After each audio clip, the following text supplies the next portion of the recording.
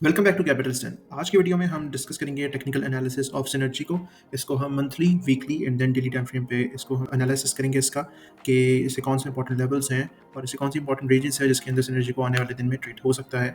और इसी के साथ साथ हम ये भी देखेंगे कि इसके मेजर सपोर्ट और रेजिस्टेंस लेवल्स कौन से हैं। और काफ़ी टाइम बाद हमें जो है इस स्टॉक के अंदर एक ब्रेकआउट देखने को मिला, उसको भी हम एक बार ऑब्जर्व करेंगे।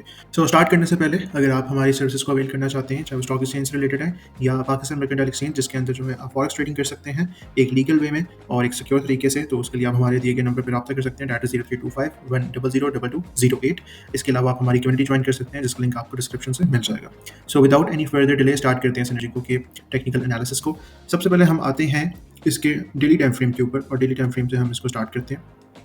डेली टाइम फ्रेम पे जैसे कि हमारे पास लेवल्स अवेलेबल हैं और हम इजीली देख सकते हैं कि for some time period in 2025 जो कि जून से लेके हमारे पास सितंबर तक का बनता है, हमें सिनर्जी को में एक रेंज बाउंड और बहुत ही लो वॉल्यूम ट्रेडिंग देखने को मिली। मीन्स इसके अंदर हमें कुछ खास वॉल्यूम जो है वो देखने को नहीं मिला। अगर हम यहाँ पे वॉल्यूम इंडिकेटर भी इंसर्ट करें तो हम इजीली देख सकते हैं कि ये जो पूरा हमारे पास पीरियड था बहुत ही ड्राई रेंज का था। ऑल तो इसके अंदर हमें KSE 100 इंडेक्स अच्छा परफॉर्म करता हुआ नजर आया, बट हमें अगर हम इंडिविजुअली स्टॉक की परफॉर्मेंस को देखें तो वो कुछ खास परफॉर्मेंस नहीं थी। Gap up gap down opening इसमें हमें काफ़ी देखने को मिली, कुछ खास रेगुलर पैटर्न भी हमें टेक्निकल बेसिस पे नहीं देखने को मिला। और इसके बाद अगर हम देखें तो बैक इन 2024 जो स्टॉक की ट्रेडिंग रेंज थी वो इससे भी नीचे ट्रेड कर रहा था। स्टॉक ₹5 के नीचे वो ट्रेड कर रहा था जिसका लो हमारे पास बनता था 3.41 का। फाइनली स्टॉक ने उसके बाद अपना जो इस रेंज को ब्रेक करने के बाद हाई पोस्ट किया 8.84 का। 8.84 का हाई पोस्ट करने के बाद अगेन 2025 में ऑलमोस्ट अगर हम देखें तो जून, जुलाई, अगस्त एंड सितंबर हमारे पास 4 महीने बनते हैं, तकरीबन 4 महीने जिसके अंदर स्टॉक जो है वो रेंज बाउंड कंडीशन में रहा। And finally in the previous week हमें जो है स्टॉक के अंदर एक अच्छा ब्रेकआउट देखने को मिला जिसका हाई हमने देखा एग्जिस्ट करता था 8.85 के नज़दीक। 8.85 पे और जो इसका पुराना हाई था रेंज से ब्रेक करने के बाद वो भी 8.84 का था। 0.1 पैसे का इसमें फ़र्क है। तो एक तरह से देखा जाए तो हमें यहाँ पे एक डबल टॉप पैटर्न बनता भी दिखाई दे रहा है। डबल टॉप का जो पैटर्न है ये हमें डेली टाइम फ्रेम पे दिखाई दे रहा है। इसका मतलब ये है कि ये जो रेजिस्टेंस लेवल है ये स्टॉक के लिए एक इंतहाई इंपॉर्टेंस का है। लास्ट टाइम जब स्टॉक यहाँ पे आया था तो हमें इसके अंदर प्राइस जो है वो डिप्रिसिएशन देखने को मिली थी। ऑल दो वॉल्यूम हमें इतना कंट्रीब्यूशन नहीं नजर आया, बट 8.84 का हाई पोस्ट करने के बाद स्टॉक 5.35 के लो पे स्टैंड कर रहा था। फाइनली अगर आप हम देखें तो हमारे पास जैसे कि हम देख सकते हैं कि ये जो हाई है ये हमारे पास मंडे को पोस्ट हुआ।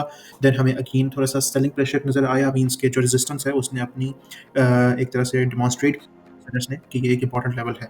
फाइनली उसके बाद अगर हम आज की देखते हैं जो कैंडल हमारे पास आई है डेली की, ये एक इनडिसीजन शो करती है, वो भी एक ऐसे इंपॉर्टेंट लेवल पे जहाँ से अपसाइड की तरफ अगर स्टॉक ब्रेकआउट करता है तो डिफरेंट रेंजेस अनलॉक हो जाएंगी सिनर्जी को के लिए।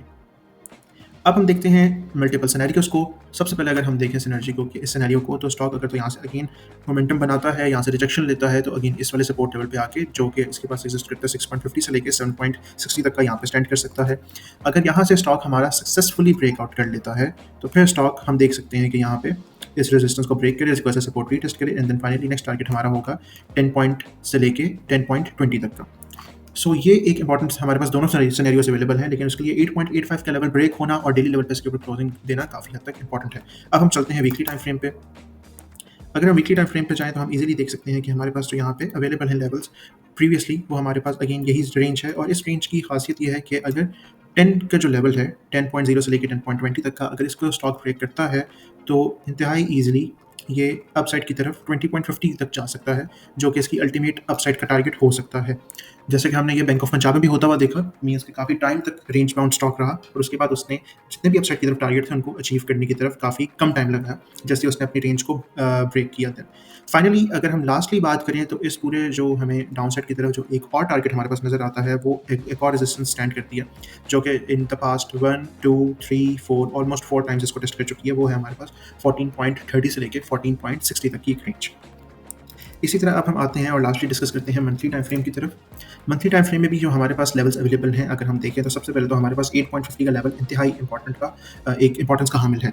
सो 8.85 का लेवल ब्रेक होने के बाद ही हम इस चीज़ के अंदर इसका ट्रेंड डिटर्मिनेशन है उसको हम देख सकते हैं कि स्टॉक कहाँ पे मूव कर सकता है, आइदर अपसाइड और डाउनसाइड। डाउनसाइड जैसे कि हमने कहा हमारे पास टारगेट काफ़ी हद तक क्लियर है।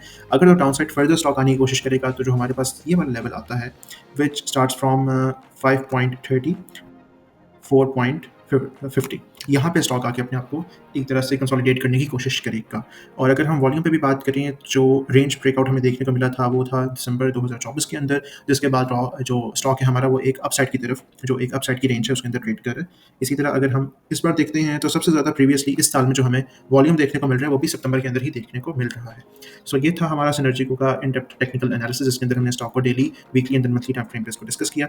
इसी तरह दीगर जो है, अगर आप स्टॉक एनालिसिस चाहते हैं, तो आप हमारी जो कम्युनिटी है उसको ज्वाइन कर सकते हैं, जहाँ पे हम पोल्स के थ्रू आप लोगों की राय जान के देन मुख्तलिफ स्टॉक्स का जो है वो एनालिसिस करते हैं। So that's it for today. Thanks for watching.